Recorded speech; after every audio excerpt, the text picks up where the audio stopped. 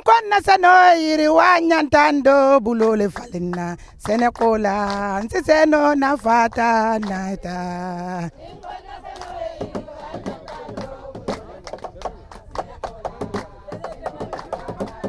This is a 2-year project funded by IPAF and Samru Women Trust to revitalize and strengthen the community woodlot at Nyakoi Taibatou Women Garden in Wulli West. The revitalization of this community woodland comes at a time when the Taibatou community urgently needs facilities to empower sustainable livelihoods through horticultural production and other means of agricultural activities. Members of the community, headed by the Alcalo Alaji Bimba Jabi, and other elders, including women leaders, expressed joy and appreciation for the project. The speaker took turns to highlight the importance of the garden and the impact of horticultural production in supporting their families, ranging from financial earnings to nutritional benefit through garden produce. The women president of Taibatou expressed profound gratitude to the sponsors and their implementing partner for revitalizing the garden, adding that such opportunities will advance the development of women, calling on the government to give them more support. Faidon sisula menna marseta mukasiya ninyin doku ta banta nanna ta jannal balu na Taibatu musoli fanan be kato menna Gambia kono ferol landila wo fanan sinde manola hannin projeto tata. Highlighting the importance of the development scheme, Department of Community Development Officer outlined ways the Taibatu community, particularly women, can access gains from the garden, advising the beneficiaries to create measures to sustain the facilities. This project, one of its main goals and objectives is to improve the lives and livelihood of women in this community in the area of agriculture, gardening, horticulture, and also tree planting.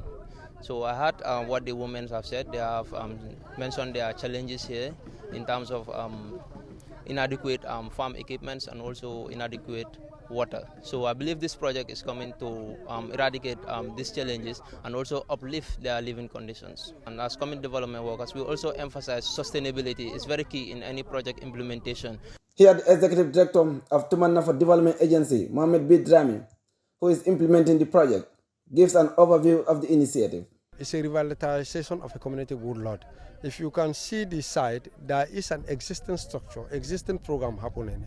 So we are trying to revitalize that so that the project will try to support the community to reinforce their forest environment activities, employment opportunities, and also to enhance food security as well.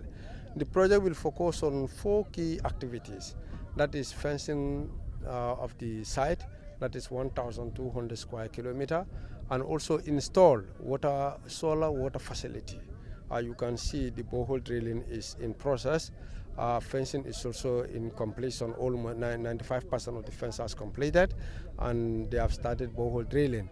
So by 2025 next year, we will start implementing other major activities.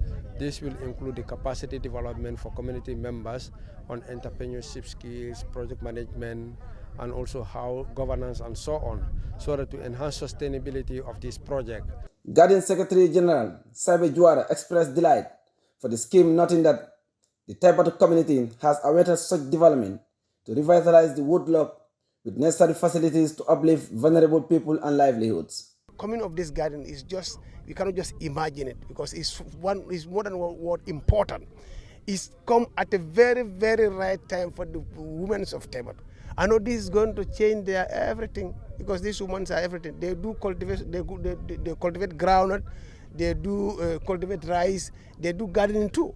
So if you just come around, if this garden is fenced, the way it is fenced, if things they start establishing, or they start gardening here, it's going to help them a lot, and it's going to change a lot of their issues.